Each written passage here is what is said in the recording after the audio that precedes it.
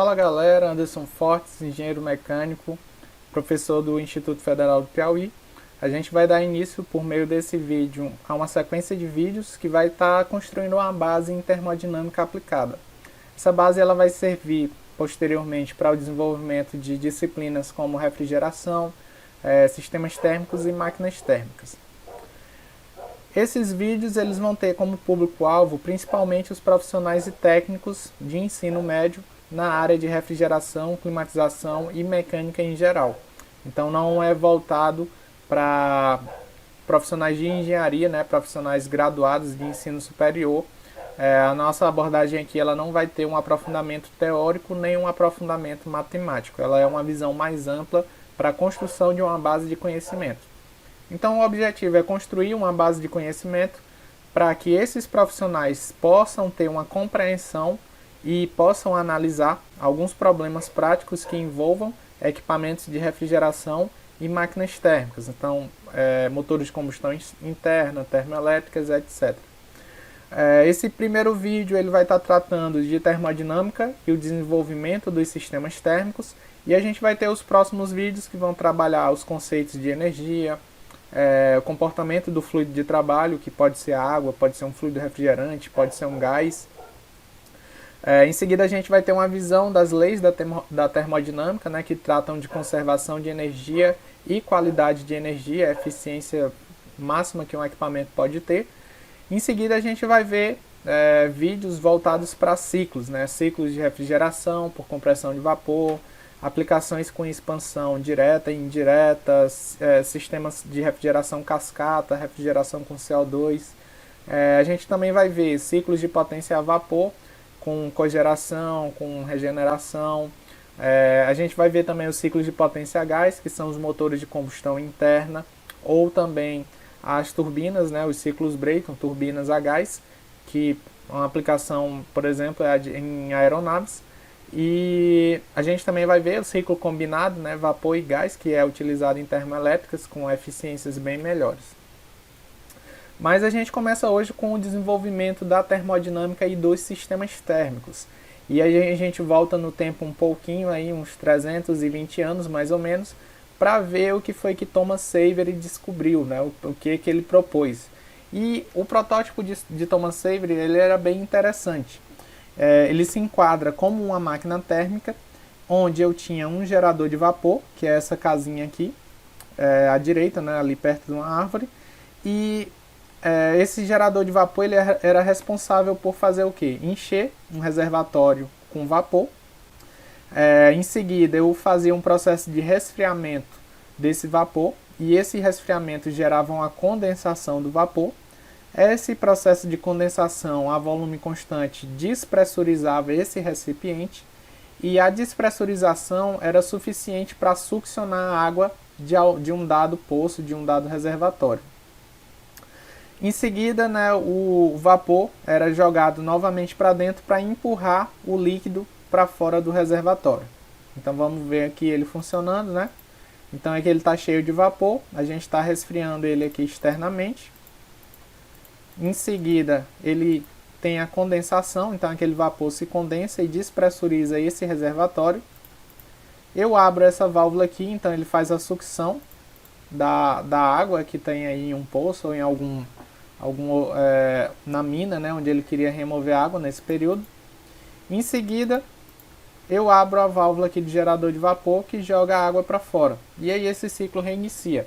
Esse ciclo ele era operado manualmente, as válvulas dele tinham uma baixa eficiência, mas melhorava muito a condição de trabalho de remoção de água de minas, que era uma condição insalubre, uma condição insegura e é uma condição de muito trabalho. Então ele meio que semi-automatizou esse processo de remoção de água de minas. E todo o desenvolvimento desse equipamento se baseia no conhecimento dos processos pelos quais um fluido de trabalho pode passar. Nesse caso, o fluido de trabalho é a água, e a gente observa aí uma mudança de fase a volume constante, e ele entende, né, que essa mudança de fase a volume constante vai gerar um vácuo, e aí esse vácuo pode ser suficiente para fazer a sucção da água dessa mina, e esse vapor, né, novamente pressurizado, ele tem a condição de empurrar essa água, esse líquido para fora do reservatório.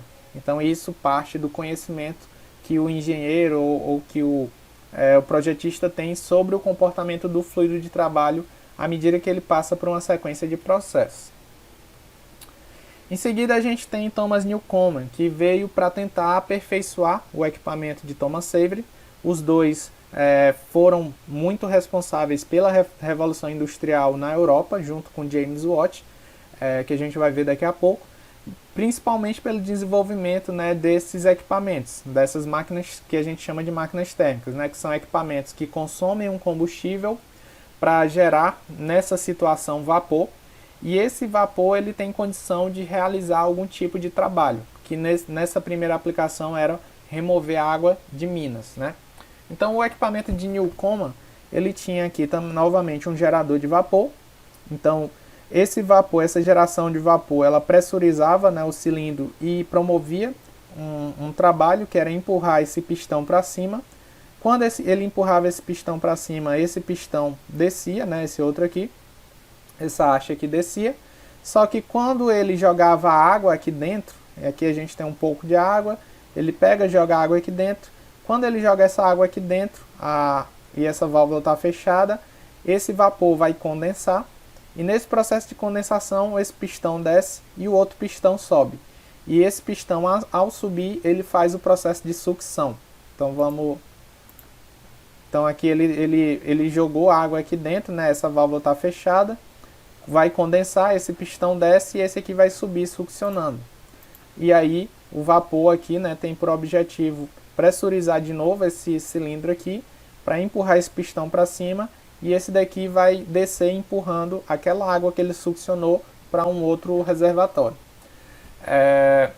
Esse equipamento melhorou a eficiência, né, e também em termos de operação ele não era tão manual quanto o equipamento de Thomas Savery, então ele melhora a condição de operação, mas ele tem uma dificuldade que é o processo de condensação e geração de vapor, né, dentro desse próprio cilindro aqui. Então esse cilindro ele passava sequencialmente por processo de aquecimento e resfriamento, uma espécie de fadiga térmica. E também ocorria que, pelo fato de ter que resfriar e aquecer, ele tinha uma perda de eficiência porque demorava, às vezes demorava, né, para reaquecer esse cilindro. Então era um trabalho que demorava um pouco. E aí a gente tem em seguida, né, a gente tem em 1755 o desenvolvimento de um protótipo mais voltado para refrigeração por meio de William Cullen, onde a gente tem aqui um reservatório com um éter ligado a uma espécie de bomba de vácuo. O que é que essa bomba de vácuo faz, né? Ela vai diminuindo pressão e, ao reduzir essa pressão, ela promove, né, uma facilidade de evaporação desse éter. Esse éter que está líquido, ele evapora com mais facilidade, e à medida que ele evapora, ele vai resfriando, ele vai removendo a energia dessa água. E esse processo de resfriamento vai produzindo gelo. Então isso aqui seria um protótipo inicial de fabricação de gelo artificial. Isso em 1755. Voltando aqui para as máquinas térmicas, a gente tem James Watt, que morreu rico, né, pelo seu desenvolvimento. Ele trabalhou fazendo manutenção nos equipamentos de Newcomen, e ele verificou a perda de eficiência do Newcomen associado ao fato de ter resfriamento e aquecimento em um único cilindro. E o que foi que ele propôs? Ele propôs um cilindro separado só para condensação. Então esse equipamento aqui de James Watt, que tornou ele milionário, o que é que ele fazia? Ele tem um gerador de vapor, onde ele vai pressurizar aqui, vai jogar vapor aqui por cima desse pistão, pressurizando esse lado. Esse pistão vai descer, à medida que ele desce, esse outro sobe, e esse processo de subida gera sucção, vai gerar uma despressurização e vai gerar uma sucção. Em seguida, ele vai inserir vapor aqui por baixo para fazer esse cilindro aqui subir, e à medida que esse cilindro sobe, esse outro aqui vai descer, e aí quando ele descer é para jogar a água para fora, para esse outro reservatório. Posterior, ele joga vapor novamente para cima, esse cilindro vai descer. quando ele descer, o vapor que estava aqui dentro é empurrado para esse outro reservatório, onde vai ser condensado, e à medida que ele desce aqui, ele faz sucção novamente. Então vamos ver aqui. Então ele jogou o vapor aqui por cima, esse pistão desceu, fez esse daqui subir, e na subida ele succionou água. Em seguida ele abre essa outra válvula que vai gerar aqui a entrada de vapor por baixo, empurrando, né, esse vapor aqui que estava fazendo o retorno aqui desse vapor de cima, né? À medida também que esse cilindro, esse pistão aqui vai subir e esse pistão vai descer empurrando essa água para esse reservatório aqui, ó, do lado. Em seguida ele vai jogar vapor aqui por cima de novo, né? Ele abriu uma válvula aqui, esse vapor que estava aqui desceu para cá, para esse outro cilindro onde ele vai ter a condensação dele. E o ciclo reinicia, né? Então ele joga aqui o vapor novamente em cima, vai descer. Quando descer faz a sucção, joga o vapor aqui por baixo, vai subir. Quando subir empurra a água aqui para fora. Em seguida abre as válvulas, joga o vapor aqui por cima, o que está aqui desce, é condensado e vai para fora do sistema. Então James Watt fez essa melhoria, né? E tornou mais popular os equipamentos, no caso aí as máquinas térmicas para essa aplicação de remoção de água em minas. Em seguida a gente tem o desenvolvimento dessas máquinas térmicas para outras aplicações, até as condições que a gente tem hoje, né? Aplicações automotivas, termoelétricas, aviões, né? Turbinas de aviões, etc. A gente tem aí em 1834 a primeira patente de equipamento de refrigeração por compressão de vapor, que foi de Jacob Perkins, né? E esse equipamento ele é bem similar aos equipamentos que a gente tem hoje, onde a gente tem aqui o que seria um evaporador produzindo gelo, né? Resfriando, né, essa água e produzindo gelo. Aqui o fluido de trabalho é um éter. A gente tem aqui uma espécie de compressor ou bomba de vácuo que está fazendo o quê? Está utilizando aquele princípio de William Cullen, né, para remover aqui a pressão e fazer a sucção de vapor. À medida que ele faz essa sucção de vapor, facilita a evaporação e essa evaporação remove energia térmica da água. Então aqui ele vai estar fazendo essa sucção desse vapor e direcionando aqui para um processo de condensação.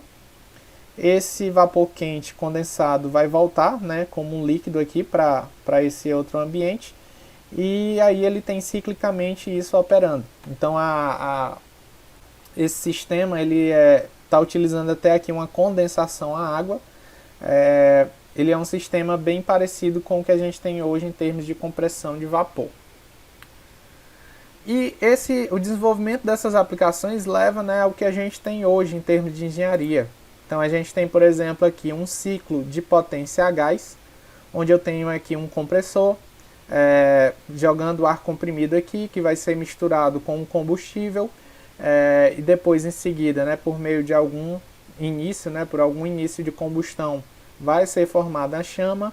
Essa chama, com os gases de exaustão produzidos por ela, a alta temperatura e pressão, vão fazer girar uma turbina. À medida que essa turbina gira, ela vai gerar um gerador produzindo energia elétrica. Esse aqui é um sistema combinado, onde os gases de exaustão dessa turbina, eles também alimentam um gerador de vapor.